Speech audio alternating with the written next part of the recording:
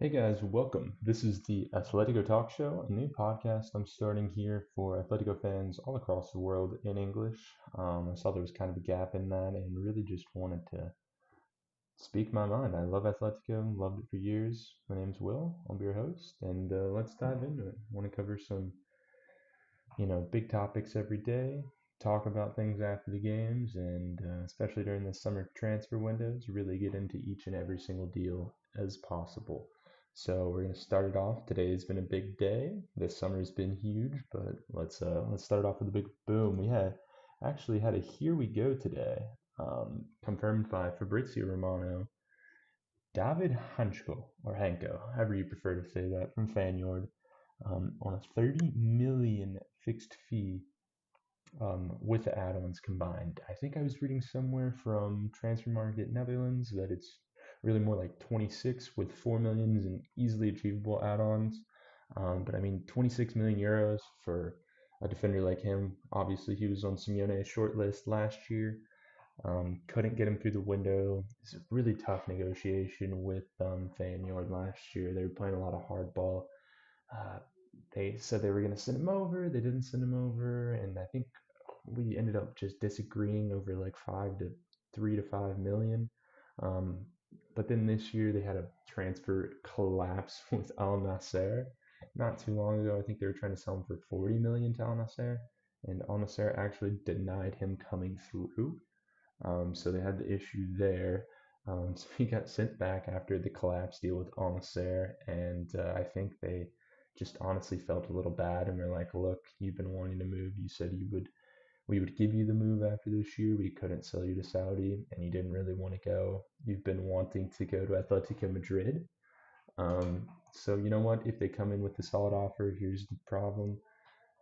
If you can solve it, boom, his his agent gets online, calls Buchero, and we get the deal done within minutes. Minutes after an hour of it even popping up on the first original tweet, I'm pretty sure. So, boom, here we go. David Hancko. Um, I know a lot of us were thinking about this guy right here, Renato Vega, very talented center back, played at Juventus on loan this year from Chelsea. We were in some negotiations there. I believe the deal is still on hold currently. It's not officially canceled, but it's not going to be looking to progress as quickly as we expected, obviously. Um, but wanted to break down a couple stats here now that Hanko is in here. And he's a little bit more versatile. He's 27. He's about to turn 28, so not the youngest, obviously, in comparison to Viega. But I wanted to go ahead and put all of our center backs that we currently have here. Hold on, let me add it. Jose Maria Jimenez. Um, how do you spell his name? Whatever. That'll work. All right, Jose Maria Jimenez here. So these are our center back listings currently. Obviously, Renato Vega is not ours currently. We're still negotiating with Chelsea. I think that they're wanting 40. We're kind of pitching more towards 30 with add-ons, if that. Seeing if we can get a deal done. So, things always come down to it. We'll see how the cookie crumbles there. He's obviously very young, very versatile. He's played CDM throughout his career, left back, and really wants to become a center back full time. Had a really good initial season, as you see here. He's the green guy here. Um, really good at aerial duels. Obviously, Renato Vega is, um, 91% there. Also pretty good with progressive carries. Not that many minutes though. Obviously, he was benched half the year at Chelsea. Only kind of played in the UEL and things of that manner, kind of tournament games, I think FA Cup or whatever they play over there. One of those situations. We didn't play too much. I think they're in the UEFA Conference League. Is that what they're in? Conference League? You can write in the comments below if you remember what they were in. I think that's right, UCL, but not the good one. UECL, UEFA European Conference League. Yeah, not the UCL. Weren't good enough to make that one. But yeah, Renato Vega obviously didn't get a lot of time. Played like half the year. But looking at Hancko or Hancko, he is. Where's he from? Is he Danish, Serbian? I don't want to get this wrong. Let me get a quick Google in here. Slovakian. Okay. Well, that's fun. He's Slovakian. And playing at Fenyard, not a small time put in though. Look at that, 3,149 minutes. He is a all in all starter. He had UCL time. Fenyard made a good run in the UCL this year. Um, or no, 2 years recently, if I'm not mistaken. And he was a big part of that. I know he's won multiple MVPs of games. He's had 15 goals in his past 3 years since joining too, which is a pretty crazy stat for a center back, to be honest. But looking at this, he's got very high percentage pass completion. Um, just thinking about that, like that's going to help us progress the game, get the ball out to the CDM, out to the left back, right back, and keep the game moving. That is not something that we've had. Clearly, look at this. Like Longley was our best example of that. Jimenez, like that's not good. Lenormand I feel like he just had an off season last year, unfortunately, with the head injury and whatever. You kind of threw him off because these are horrific stats, to be honest. Lenormand looks like he forgot how to play football this past year. Diving into Hancko, I mean, forward progressive passes, that's really, really good. He's starting the ball out from the back. He's not afraid to play that next ball. Um, and 97% progressive passes. Like that's what you want from your center back now in modern football. This isn't, you know, 2010 anymore. We can't sit in a low block and expect to win games. We need to be able to build out from the back. And Hancko is going to bring that to us just looking at the stats. Like, that's insane. I obviously have not watched a lot of Hancko. I don't watch a lot of the Dutch Eredivisie League. But this is screaming statistical wise. Like, this is a great pickup for 24 plus 6. Like, this is a talented player. He's going to be 28 soon, so 27 going into 28. Still young. He can give us 4 year window here. 32 is still, very, very doable for a center back. I don't think he played until he's like 40. But defensive duels, very, very high. And that's another thing I liked about Renato Vega. When I watched his film, Renato Vega, big slide tackler, very strong, very aggressive into a lot of the tackles. And I think they're both over 6 feet. So we're not really afraid there. But progressive carries as well. This is all of these stats, the progressive carries, the aerial duels, the passes completed, and the progressive pass percentage. That's just like huge. Our most progressive builder of the back is Clement Longley. That's what you're going to tell me? Clement Longley is who we're relying on? He's a good fourth center back, third center back, but he cannot be the quality, we're looking for to define Atletico Madrid. Like, it just does not work like that. So, just want to check here that I am streaming correctly. Boom, I am. For first stream, you got to get a couple things out of the way. But just make sure, drop a like, drop a subscription. I'm going to try to, do these daily in the afternoon, kind of bring all the news I can rack in throughout the day, and analysis I can rack in throughout the day, and talk about it, because obviously it's turning into like 9:30, 10 over there in Spain. So we've got all the good juicy details from Europe. We can kind of rehash them throughout the day. Um, so moving on, I think he's kind of the missing piece here. Going to this visualization, I mean, he's just all around better than all of our center backs. The reason I would want Vega over him is just due to youth, but he is not better. Clearly, he's not better and he's not experienced. But I mean, Hancko, it is the Eredivisie, granted. Let's see how he does this year. He's already our player. Can't back out of it. But I'm excited. I'm very, very excited. Speaking of being excited, let's move on to Marc Pubil from Almeria. If I'm not mistaken, he signed for 16 million after we had a falling out with Arezzo, the right back from Osasuna. He ended up moving to Athletic Bilbao. Good for him. I think they paid the release clause of 12 million euros. But this kid's young. He's from Almeria. Very, very aggressive. Very strong player. I think he had a deal with Barcelona last year. I think he failed a medical I think he was making a move to Napoli, if I'm not mistaken. we actually hijacked the deal from AC Milan and Wolves. Um, we completely hijacked the deal from Wolves just out of, I guess, rage, spite. I think he's second on our window, but Buquero is moving like a demon this transfer window.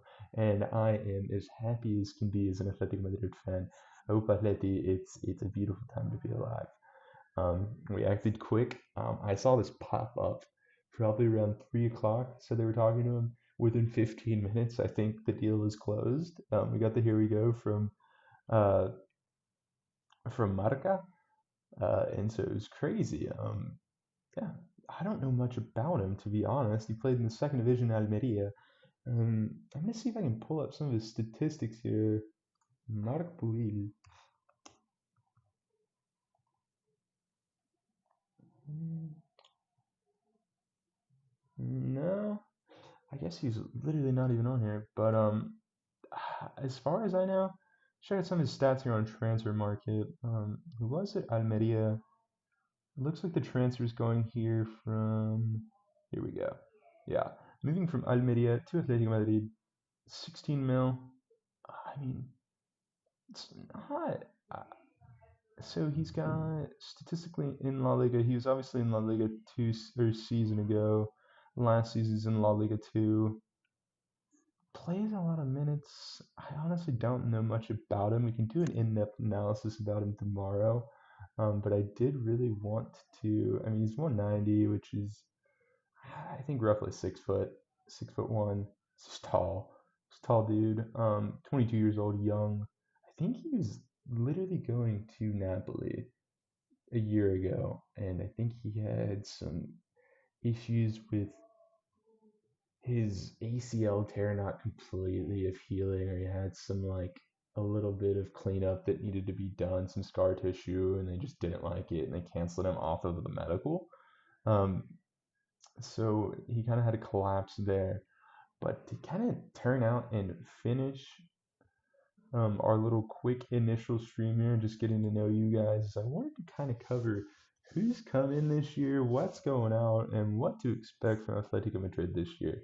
So, kind of looking at what we got here, um, Carlos Martin, I can kind of get you up to date with where he's at. He's not going to be on the squad. I'm hearing rumors from him getting outreach from Rayo Vallecano. Um, I think it was Getafe was also talking to him, but he will not be on the team next year. We're looking to sell him for anywhere 5 to 10 mil. I know his market value is currently 2.8, but we're not relying on him. He's not going to be a backup forward, so nothing to really look at there.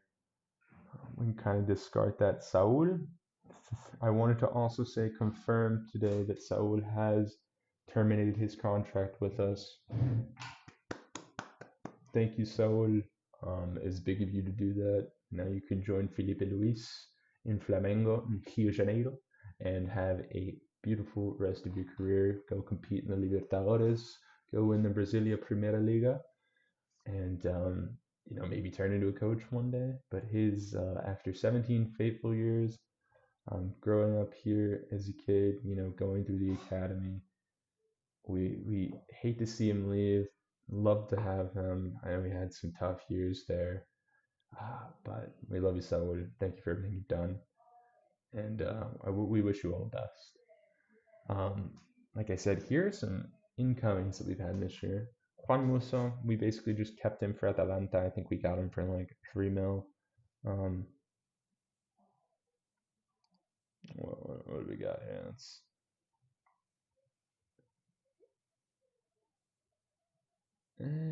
Yeah, what do we get him here?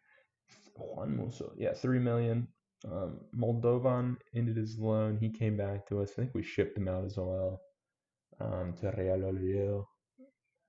Clemandongle came back. We got him for free after a termination of his contract with Barcelona. So beautiful purchase as well there for free. I mean, you can't really be mad at it for backup left back or center back. Matteo Ruggieri.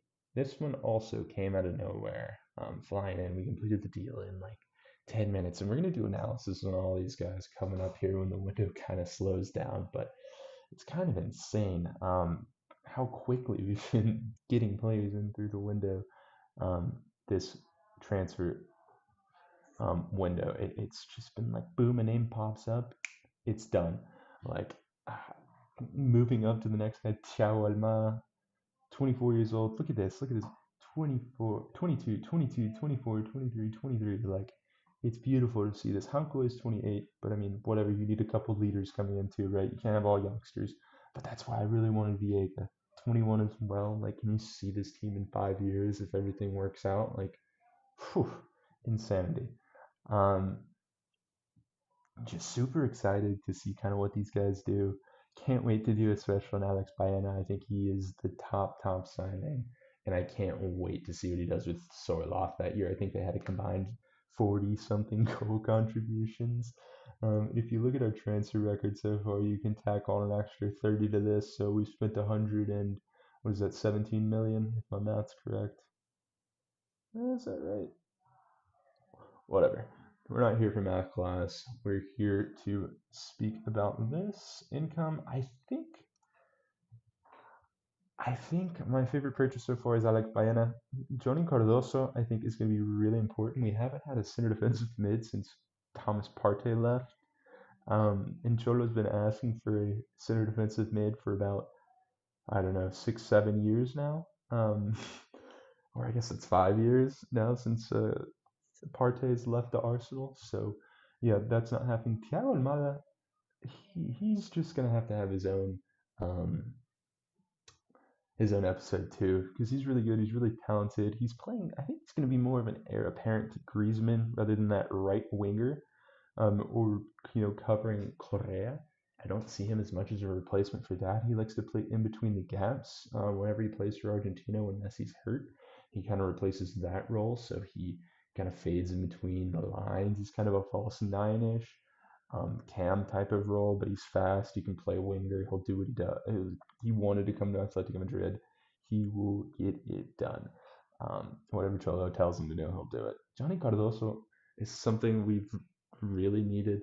Progressivity from the back, starting the attack, starting the breakdown of a press. We haven't had that. The guy who can get the ball from Hancko, from Robin Lenormand, from Jose Maria Jimenez, and dribble one guy, turn, start the breakout, get the ball, maintain the pace of the game. Think of him as Koke in his prime, um, Thiago when we had Thiago back in the day. Vitinha is a good example of that. Gattuso, Busquets. You need a player like that. I know not all of those were Atletico Madrid players, but uh, just to get my point across, those players are extremely important. Rodri, players like that, they are the heartbeat of the team. They do all the dirty work that nobody, screams or cheers about. Nobody's going to buy that many of their jerseys, but they are some of the most, if not the most important players on the field, and the coaches know that. They're usually the coach's favorite players, because without them, the pace of the game is not there. You can have all the fancy players in the world you want, but without a guy like him pulling the strings from the back and getting the game started, he's not going to make the 40-yard through ball, but he's going to make the 10 5-yard passes or the 30-yard swinging pass to kill all of the pressure from one side of a press and instantly start an attack. He's that type of guy. So we need players like that. That's what DePaul wasn't good enough at doing. Um, so going back to some of our departures, I'm gonna move in here. I'm gonna go ahead and put Rodrigo de Paul on this as well. He's leaving for 15 million to Inter Miami. Thank you for your service, sir, but goodbye. Arthur Vermeeren confirmed gone to RB Leipzig. Don't know why we bought him if we weren't even going to try to use him, but that's that. Rodrigo Riquelme, Roro, just wasn't good enough to play for us. Came up through academy, wanted to watch him succeed, couldn't because he wasn't good enough. Angel Correa, 10 years with us. A legacy of scoring last minute bangers. Love to have him on our team. Thank you for your service. Reinildo, you were so freaking good. You were so good, and then you got that injury, and you just could never get that. You're just always one step behind what you were. But coming in for like 1 million from Marseille back in the day, you were a godsend and just awesome. Moldolvan, thanks for being a backup. Um, don't really know much about you or what you're capable of, but thanks for your service, brother. Witzel and Aspilicueta. With Saudia, you're a goat. Aspilicueta, you didn't really do anything, but goat for Spain. So moving back to our overall team that we got here, let's cook up what we need to move on from. So Carlos Martin, we got to get him out of here. Let's see if we can sell him for about 8-9 million. To Rayo Vallecano, Getafe, I know they were asking. Um, Saul Niguez is gone. Juan Musso in is a new signing. Javi Galan, uh, keep him as a backup left back, no problems for me. Marc Puil, new right back, really excited for that. Maybe it'll liberate Llorente to be able to move up a little bit more, be a little bit more of a center midfielder so that we don't have to buy another center mid when Rodrigo de Paul leaves that gap there. Thomas Lamar, or as I like to call him, La Maradona. Um, it's going to be almost impossible to sell. Um, I don't know. He was training with the first team. Again, he was training with the Madrileño side yesterday as they were looking kind of down on him, I guess. And he scored a couple goals in training today, and we'll focus in on some of that training. They're out in what is it called? They go there every year. Murcia. I don't know. They're in that part of Spain, super hot, super humid. And we'll show some of the practicing and stuff from there. We'll show some videos tomorrow of how things are going once this transfer craze chills out a little bit. We'll do some in-depth dives tomorrow. We'll probably cover um, a little bit about Hancko, watch some film, and dive more into him as a signing. Maybe we'll do Baena. I'll let you guys comment and decide what we'll go from there. Moving on to Clement Longley came in. Koke, from the bench, no problems here. Matteo Righieri, I'm excited about him. Watching film of him too. Antoine Griezmann, he is coming in as that off the bench super stud. Maybe he'll just be our new Correa, to be honest. Jano Black, goat, love you, big dog. Jose Maria Jimenez, I've heard rumblings about Saudi. Maybe coming for Jose Maria Jimenez. So we'll see what happens there. I hope not. I would keep him for at least one more year. He is very good when not in recovery because he's almost always injured. But since Profe Ortega has moved on, we have had less injuries with him. So I guess we'll just keep an eye on that. Nahuel Molina. And I saw some interesting things coming out of La Gazzetta from Italy today, which is kind of like their version of Marca. That they're obviously looking to bring in a right back. We have good relations with them. They want Nahuel Molina. They know that we want Vlahovic or wanted Vlahovic in the past. And they're talking about a little bit of a swap deal situation. So not sure how far that's progressed. We will see in the future how that goes. But that's one to keep an eye on. So if anything happens on that, we'll definitely be covering it. I think it's bye-bye Molina time. He is a surplus. They obviously brought in Puil, who is also right back, 20 years old or 22 years old. There's no more space for Nahuel Molina. He also is an extracomunitario, so we're only allowed to have, I think, 4 people without EU passports. I don't think Africa counts against us, so they can be African. But obviously, right now we have Samolino, extracomunitario, who is also being offered to a couple clubs. I think he's being offered to Napoli. He's been offered to Atalanta in a swap deal for um, Ademola Lukman, who I would love to have on our team, but it seems those rumors have died out a little bit. He's been offered to Nottingham Forest, I think Sunderland, if I'm not mistaken, and maybe Newcastle have been after him. I think we're looking to get around 25-30 mil for him. So we can see where that goes. But he's extracomunitario. Obviously, these two guys, South American, they do not have a secondary passport that is EU. So no bueno. Jose Maria Jimenez does. He has the Spain, so he's been playing with us long enough that he has gotten citizenship in Spain. Sorloth, a lot of people are talking about selling Sorloth. I don't want to sell Sorloth. I think with Baena this year, he is going to go ballistic. I think he is I think he could win the PGG with the amount of assisting talent we have acquired and the amount of skillful players around him. Rodrigo Paul, oh, he did have Italian, so he was not extracommunitario. Thiago Almada, this guy came in, so that puts one, two, three, one, two, three here. Thiago Almada, coming in here, so he's one of the guys coming in. Cardoso does have Italian, okay, that's cool. So he's not going to count towards that. Giuliano has Italian as well. Giuliano Simone, go Johnny Cardoso, like I said, I'm gonna analyze him first. And USA baby, I love to see that.